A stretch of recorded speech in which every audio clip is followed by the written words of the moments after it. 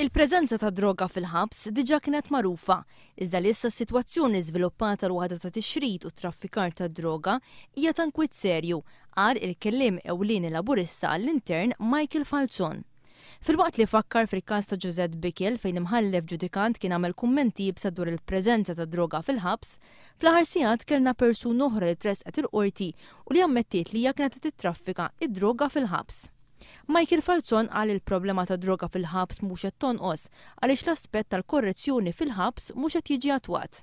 Qal li jekk il-Ministru responsabbli se jibqa' ma jammettix li hemm problema ta' droga fil-ħabs li issa eskalat għal livell ta' traffikar, allura din se tibqa' mhux indirizzata.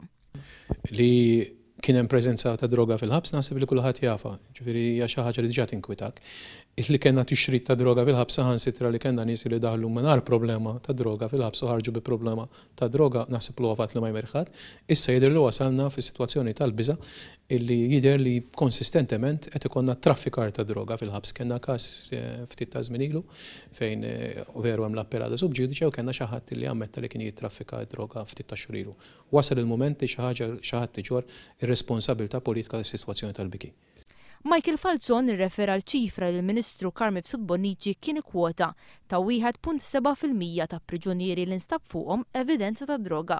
Li ma qalx il-Ministru għal il-kellim laburista huwa li dan kien eżami li sar fuq dawk il-priġunieri biss li kienu applikaw għal prison leave.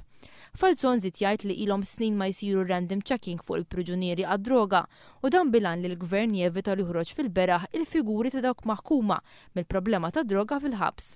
U dan minkejja li l-Ministru Carme Bonnici ftit ta' xhur ilu kien wieħed li ser jerġgħu jibdew it-testijiet ta' droga fuq il-priġunieri.